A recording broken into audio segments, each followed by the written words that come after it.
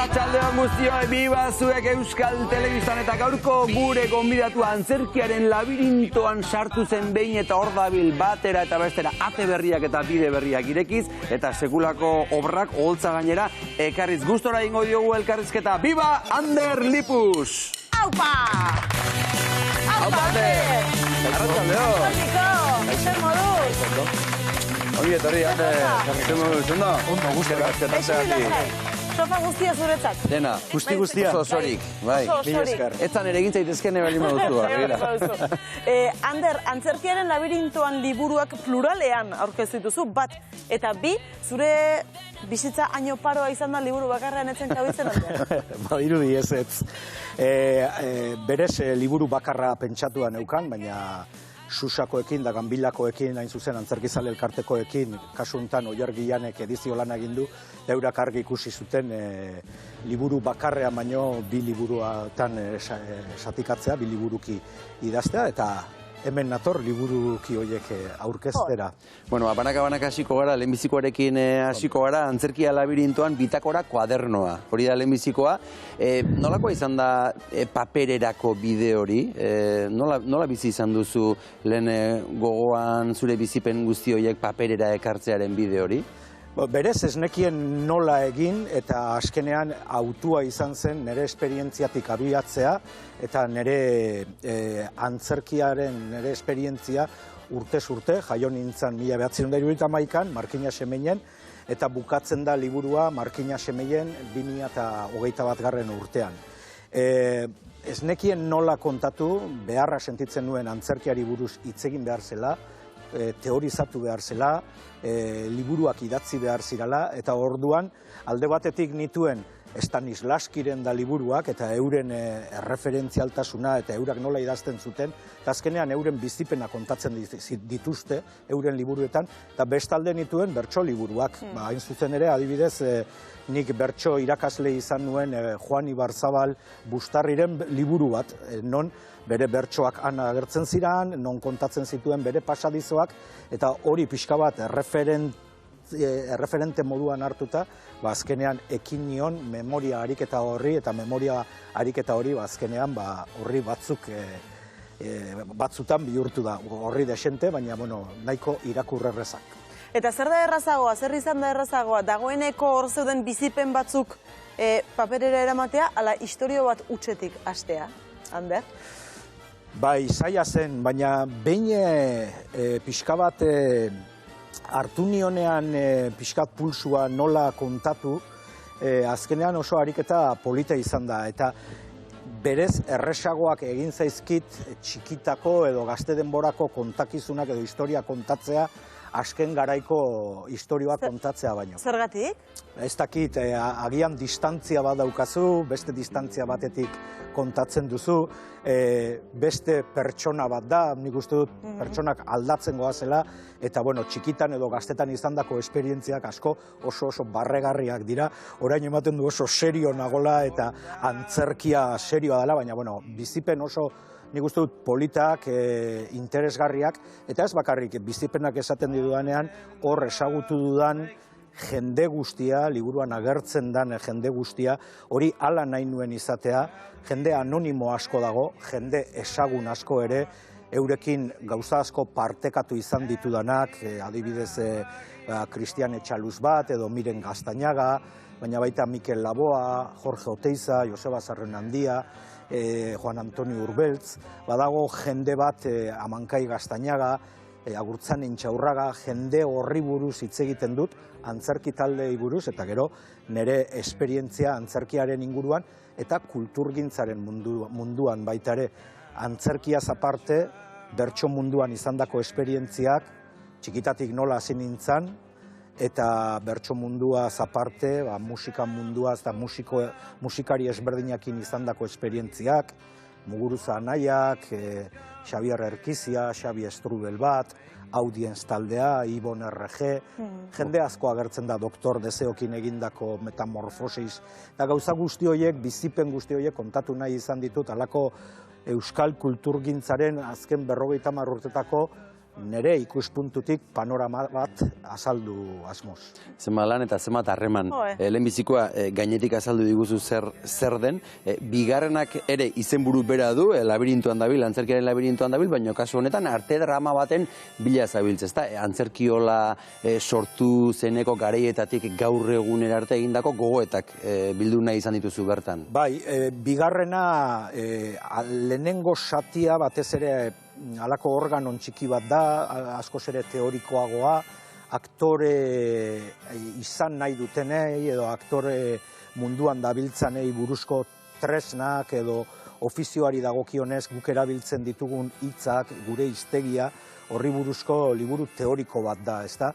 Non beste maisu askoren gogoetak plazaratzen ditudan eta guzti horrekin nik egin dudan nire tresneria edo nire organon txikia. Eta gero hortaz aparte, azken urteetan, batez ere antzerkiola garaitik, arte drama garaiera arte idatzitako hainbat artikulu, prentsa ezberdinetan publikatutakoak, eta hoiek ja beste freskotasun bat daukate, eta editoriak esan zidan interesgarria izango zela hori beste garai, bestea memoria ariketa bat da, hor ja gaurkotasun batetik idazten dut eta ikusten da 27 urtekin, 30 urtekin zen olako artikulu punkiak idazten ditu eta nola joan den nire bizipenak, nire gogoetak baita ere aldatzen eta nire bidea ere nola aldatu den eta nola jorratu den nire bidea artistikoa nola baita esateko. Hau ez da aktorentzat bakarrik, ez da? Honek azken finean gogoeta edonori pizdi ez zaioke? Bai, lehen oindala gutxi eukiduzu hemen beste lagun bat oso interesgarria iruditu zaidana espeleologiari buruz hitz egiten eta bi liburu oso elegante eta oso polit aurkeztu ditu eta horiek nik uste dut edonork irakurri alditula. Nik uste dut nire liburuerekin ere bardina gertatzen dela, ezta? Kulturgintzan pixka bat kulturmundua ezagutzen baduzu euskal kulturmundua, nik hor pista asko eta anekdota eta pasadizko asko kontatzen ditut. Eta hortaz aparte, antzerki munduan pixka bat murgildu nahi ezkero baita ere, uste dut interesgarria dela.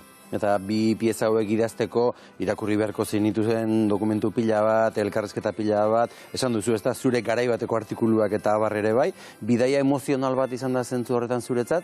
Bai, erabat, 5 urte izan dira, berez asmoa, aspaldiko asmoa zen, beti sentitu dut bazegoela alako behar bat euskal antzerkigintzari buruz hitz egiteko, eta azkenean, ni ausartu naiz eta ez naizen idazle sentitzen, bai ausartu naiz horri buruzko gogoeta hori plazaratzera.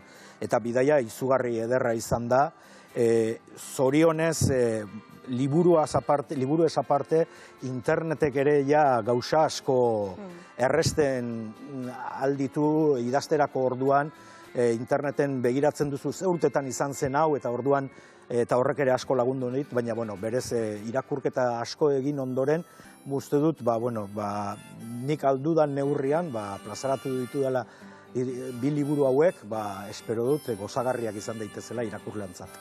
Euskal kulturari eta euskal antzerkigintzari ekarpen handia egin diozu, bi liburu hauekin esate baterako, baita lehendik ere egin dituzun lan guztiekin, bidetxo bat prestatu dizugu. Bai. Ander Lipos. Zer egiteko asmoa daukazu, saldu! Gerrako ezurrak saltzen dituzu orainala! Interpoleko agente sekretuak, hemen biziren neskaren bila dabiltzala, bere edertasunak ez daukalako parekorik.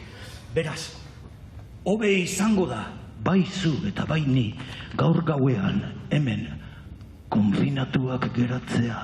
Arakildegiko Jose eta Luisaren semea. Ibai ertzean aurkitu zuten. Hilda. Gaizbozia. Ez dau barririk, baina buru belarri dabiz, Hilidare, ezin izan due bizikatea. Ondino goiz da hori esateko. Mendie gainea etorri zaien! Bai, bakit. Kasu honetan zuen azkena esango du, hondamendia oraintxe bertan itxi amaitu duzuena. Asko egin dituzu, obra asko, lan askotan hartu duzu parte, galdera zail bat izango da zuretzat. Zein izan da gehien markatu zaituena? Baditut batzuk, nik uste dut badago bat oso estimatua dudana Juri Sam deitu zena Jon Gerediagak idatzia, xaman bat interpretatzen nuen, eta horre egiten nuen jokoa eta estetika eta horrek asko markatu ninduen. Baina gero nik uste dut talde moduan gure piezarik pixkate esanguratzuenak alde batetik antzerkiola imaginarioekin izan zela 8 olibeti poetiko, eta gero ja arte dramakin eta Fusa Naiekin eta Dejavu Panpin laborateekin batera estrenatu genuen Errautsak. Hoiek izan dira hola bi antzerki lan zer esana eman dutenak eta oso oroitzapen polita dituenak eurengandik. Aulestiko antzerki topaketetan ere zer esan handia duzu, eta jakin nahi dugu aurtengoa martxan den, zertan den, zer ari zareten prestatzen? Bihar bertan irekiko dugu ja matrikula, Paskua astean izaten da, aurtengo edizioa ja 19. izango da, apirilaren 1-tik 6 izango da, irakasle ezberdinekin, 6 irakasle egongo dira bertan, gehi gero ikuskizunak baita ere, beraz bihar bertan irekiko dugu matrikula, eta Euskal Herri osotik espero dugu urtero bezala ikasleak etortzea, irakasleak han egongo gara, eurei gure jakituria edo gure tresnak edo gure antzerkiarekoko gure ikuspuntua eurei transmititzeko, eta uste dut oso plaza polita dela, eta duela 18 urte hor jarri genuen mugarri bat Euskara hutsean antzerkia formakuntzan eta aritzeko, eta mugarri hortaz hori alde praktikoa izango balitz,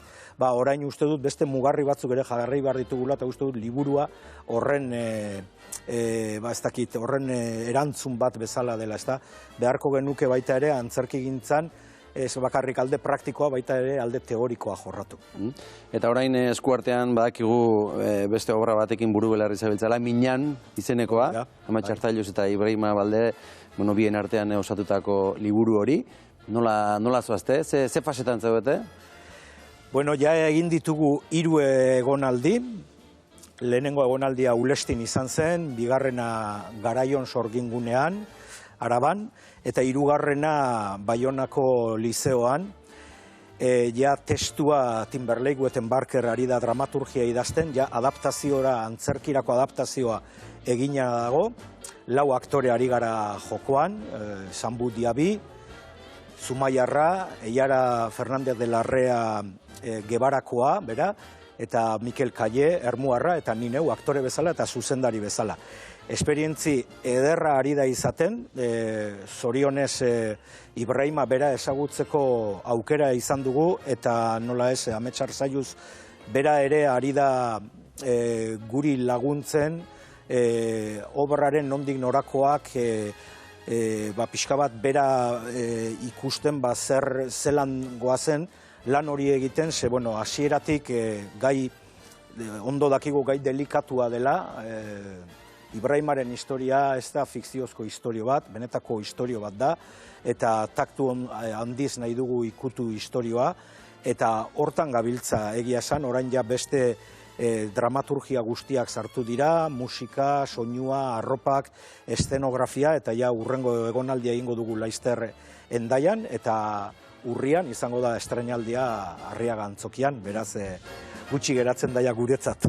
Eta dena zai geratzen gara guri luze egingo zaigu, Ander? Zai egoteko tarteo luze egingo zaigu. Zoragarri!